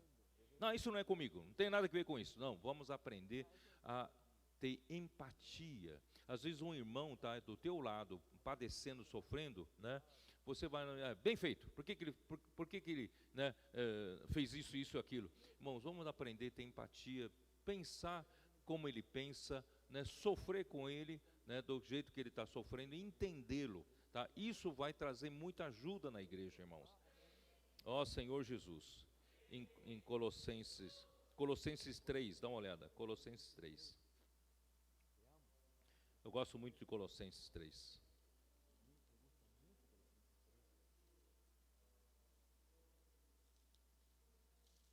Colossenses 3, né, ele diz assim, versículo 12: revesti-vos, pois, como eleitos de Deus, santos e amados, de ternos afetos de misericórdia. Esse ternos afetos de misericórdia, afetos aqui é splankinon, né?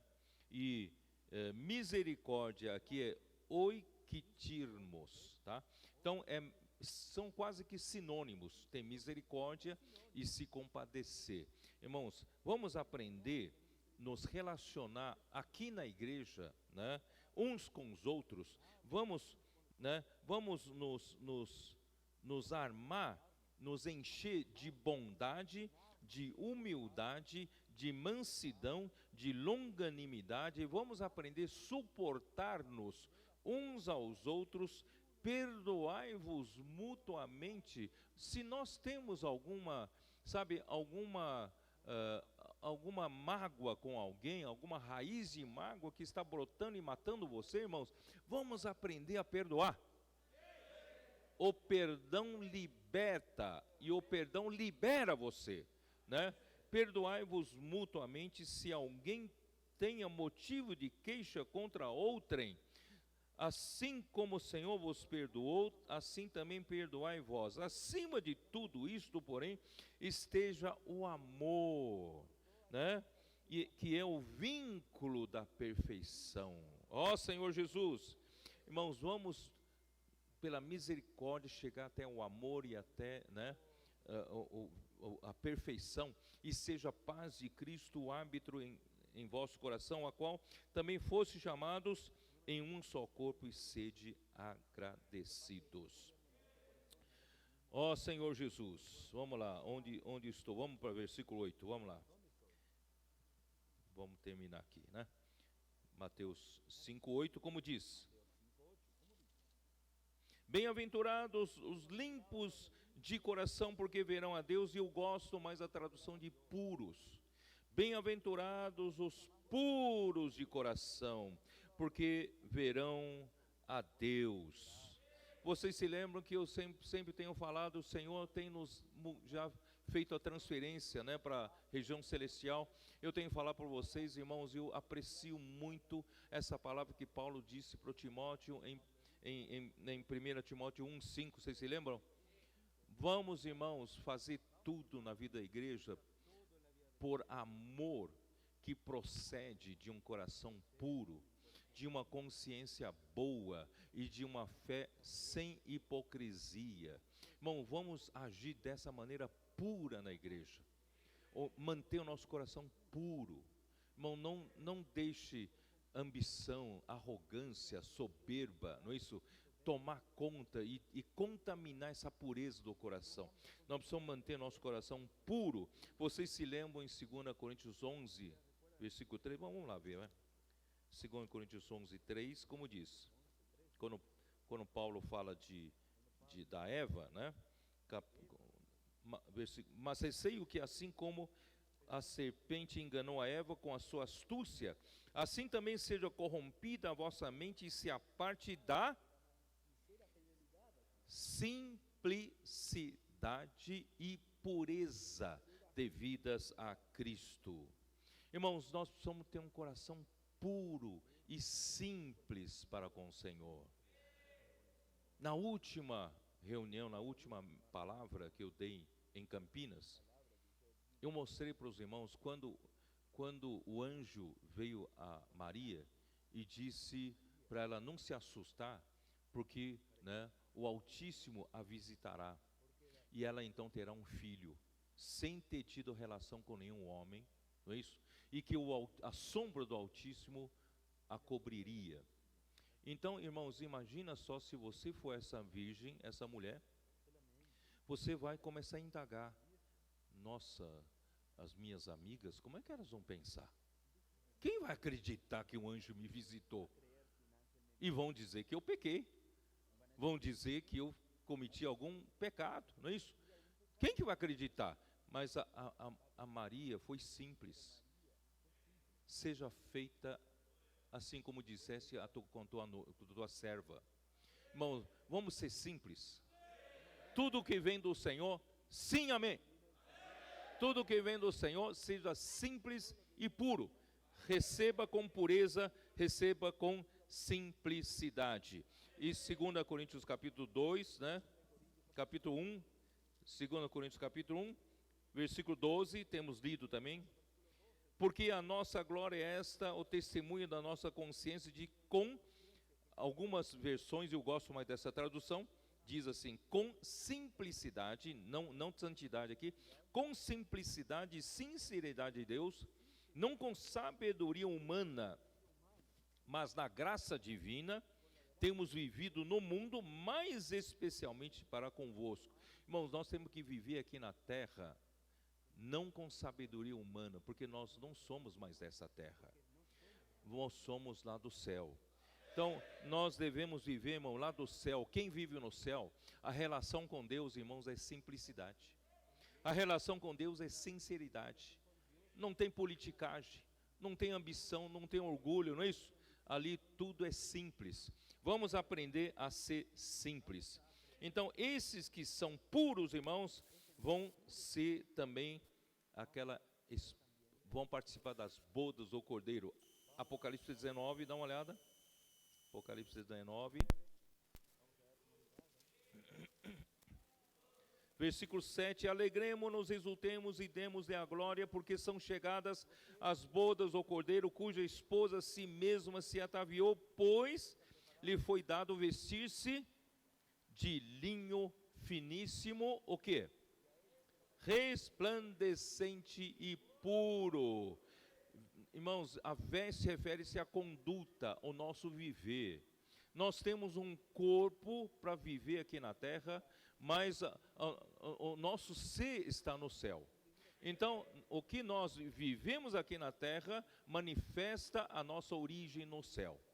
Por isso que o nosso viver também é resplandecente e puro. Porque o linho finíssimo são os atos de justiça dos santos. E se você tiver essa veste pura, resplandecente, resplandecent, alors tu vas participer des noces de l'agneau qui sera permis seulement aux vainqueurs. Et tu feras partie de l'armée qui ira à la dernière guerre d'Armageddon pour dérouter Satan et ses disciples. Le verset 14 dit, les armées qui sont dans les cieux, dans le ciel, le suivaient sur des cheveux blancs. Les armées qui sont dans le ciel le suivaient sur des cheveux blancs, revêtus d'un fin de lin blanc pur. C'est pour cela que la parole dit que heureux ceux qui ont le cœur pur, car ils verront Dieu. Nous allons lire une autre bienveillance, béatitude, Matthieu chapitre 5. Seigneur Jésus, heureux ceux qui procurent la paix, car ils seront appelés fils de Dieu. Satan, et c'est celui-là qui provoque les guerres, provoque les querelles, l'inimitié, les intrigues.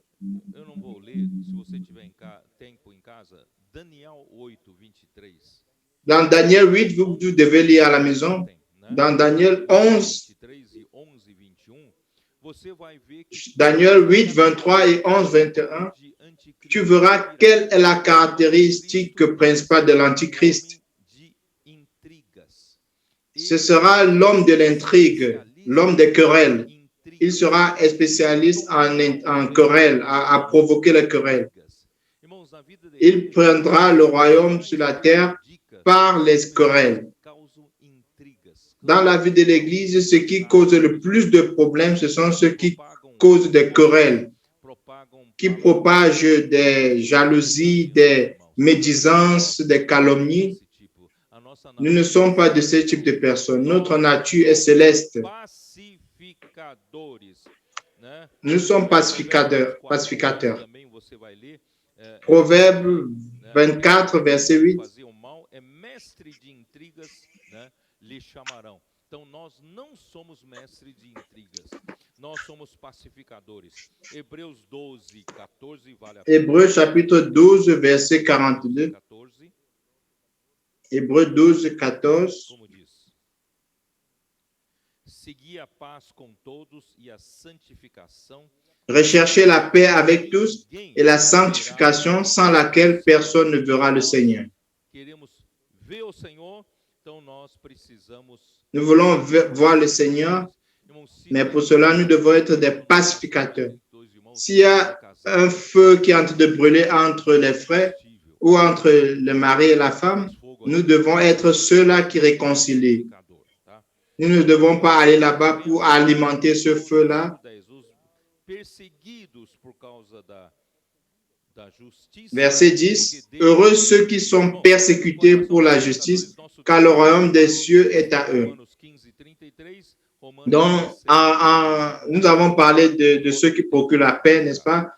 Donc, vous allez lire Romains chapitre 10, 12 et le verset 10. Heureux ceux qui sont persécutés.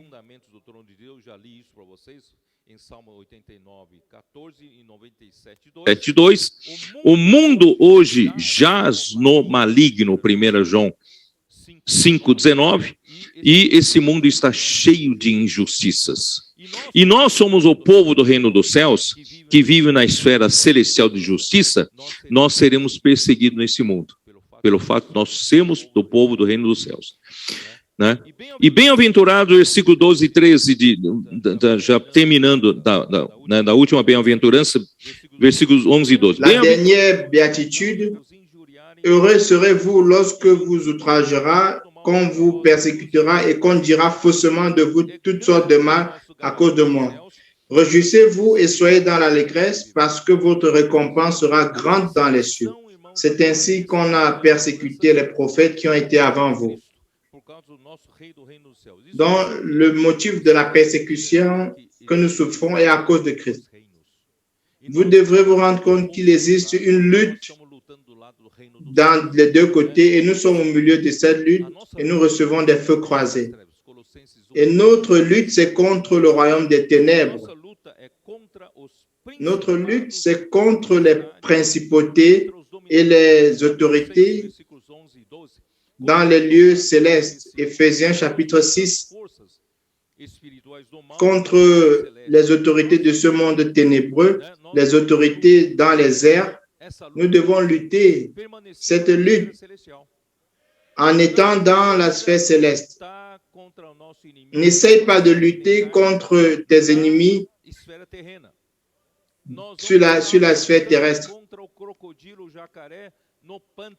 Tu seras en train de lutter avec le crocodile et le caïman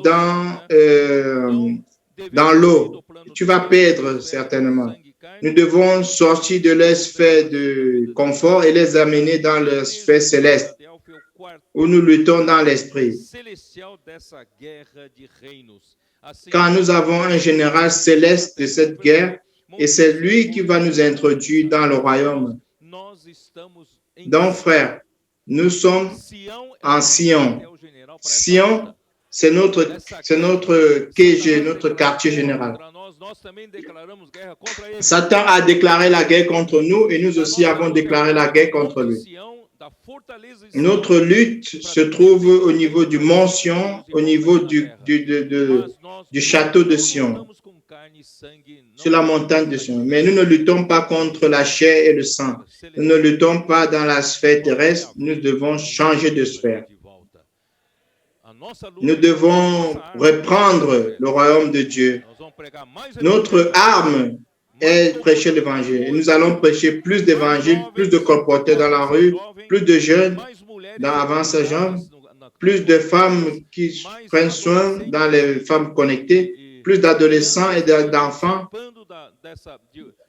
participeront de prier pour les gens. Plus de gens seront contactés et amenés dans les réseaux de soins. Plus de personnes dans la rue, dans la comportement. Nous allons racheter les personnes pour Dieu. Cela, c'est ce qui nous fait vaincre cette guerre. Que le Seigneur vous bénisse et que le Seigneur fasse de nous une femme vertueuse qui n'est pas paresseuse et qui va faire le travail pour amener notre roi, notre juge sur la terre. Amen.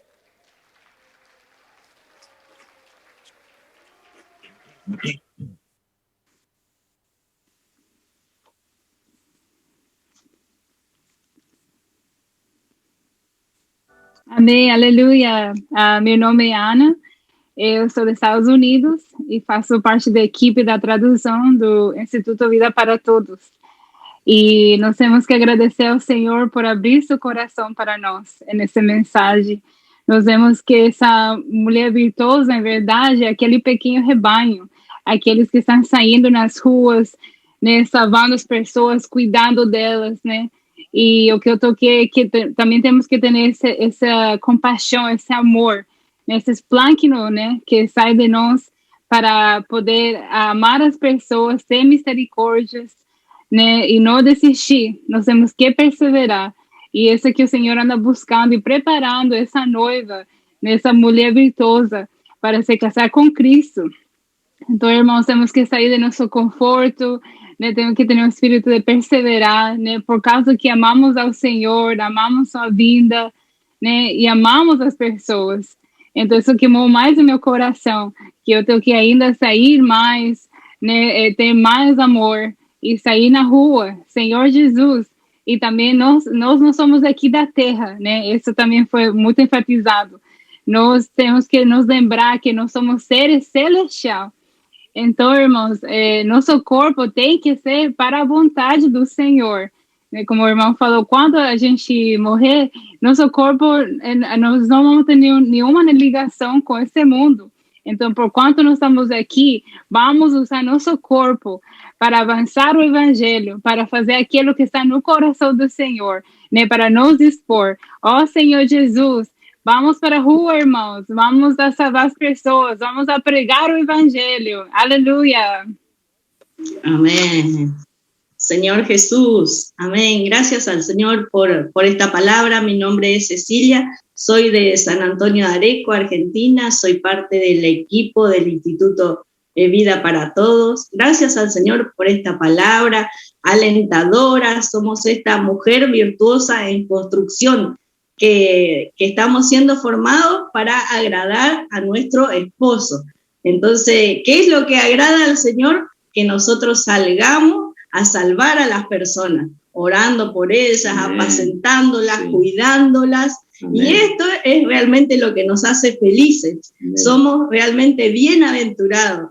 Gracias al Señor que el Señor nos dio este cuerpo solamente, que es lo que nos une a esta tierra, para hacer la voluntad del Señor. Amén. Señor Jesús, gracias, amén, al Señor, amén, por esta palabra alentadora. Amén. Vamos a seguir saliendo a las calles, apacentando a las personas, amando a las personas y teniendo todas estas cualidades de la bienaventuranza para agradar a nuestro Señor Jesús. Amén. Gracias al Señor por la palabra, por la vida de la iglesia, por estar involucrados en todo esto que agrada al Señor. Esa es la verdadera felicidad.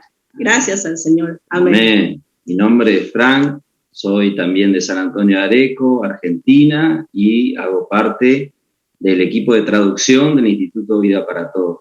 Gracias al Señor, hermano, por esta palabra tan alentadora. Nosotros somos de los cielos.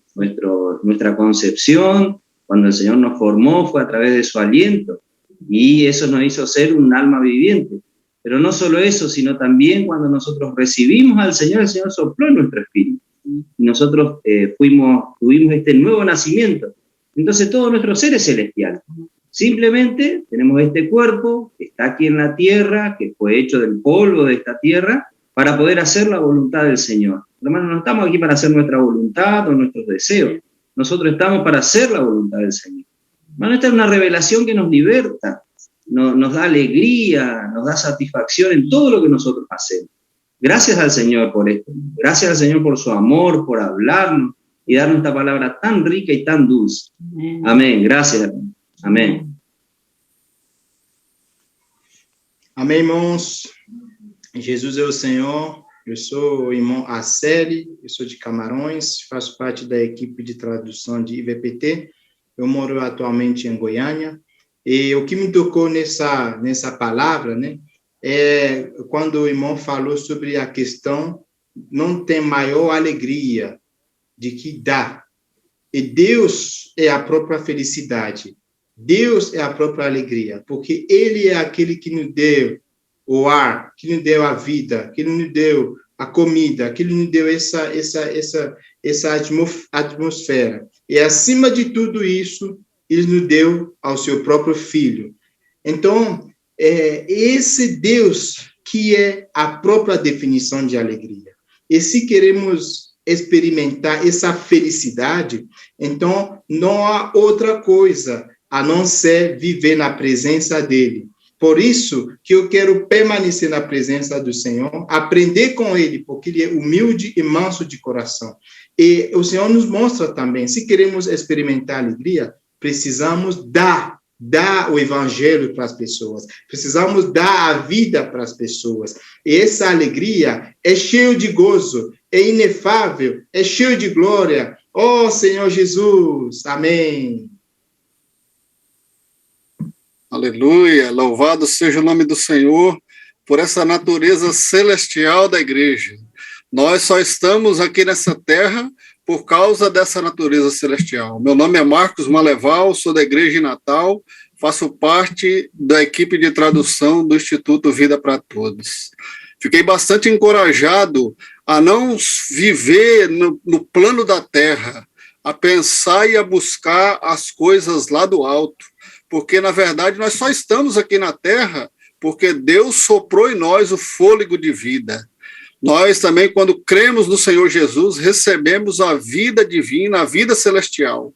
E hoje nós estamos sendo treinados e aperfeiçoados para mudar de plano, sair dessa esfera terrena, não viver arraigado nas coisas dessa terra, porque Deus tem uma vontade. A vontade de Deus é dispensar a vida para nós, para que nós possamos viver por meio dessa vida, sendo encabeçado pelo Senhor. Quando o homem, ele é uma guerra espiritual, porque Satanás quer que o homem venha para essa terra, viva nessa terra, busque o plano dessa terra. O resultado do homem viver buscando as coisas da terra, pensando nas coisas da terra, é aflição e exaustão. Mas quando o homem faz a vontade de Deus, quando ele desfruta da vida de Deus, quando ele cumpre a vontade de Deus, o resultado é felicidade. A verdadeira felicidade não está em nada dessa terra. A verdadeira felicidade está em nós fazermos a vontade de Deus. Por isso que cada um de nós possamos realmente ter esse viver. Eu não quero viver para mim, não quero buscar as coisas dessa terra. Eu quero fazer a vontade do Senhor. E uma maneira prática de fazermos a vontade de Deus é uma frase muito simples. Onde nós estivermos, posso orar por você. Nós testificamos que realmente o que nos realiza como ser humano não é nada desse mundo, não é ganhar nada desse mundo, porque nada trouxemos e nada vamos levar. Mas o que nos realiza enquanto seres humanos é levar a salvação de Deus para as pessoas, é levar os homens a invocarem o nome do Senhor Jesus e receber a vida de Deus. Posso orar por você? Eu quero terminar meu compartilhar orando por cada um de nós, para que esse fogo do Espírito possa estar queimando em cada um de nós. Senhor Jesus, muito obrigado, Senhor, pela sua vida, porque nós não somos dessa terra. Nós não queremos pensar nessa terra, buscar as coisas dessa terra. Nos mantém no plano celestial, nos treina, Senhor, para ser esse exército de Deus, para lutar pelos interesses de Deus. Cada irmão e cada irmã se posicionar do lado do Senhor. Jesus é o Senhor. Amém.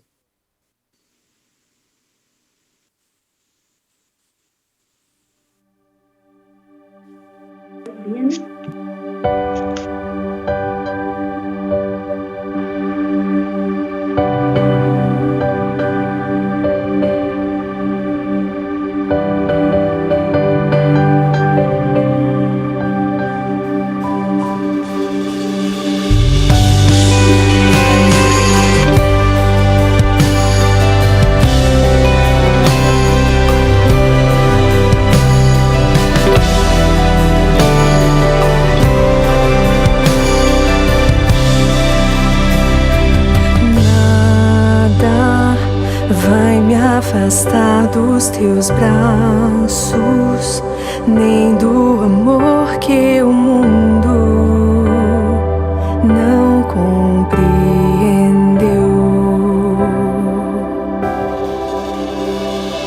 Nada vai apagar tua glória de quem te viu face a face.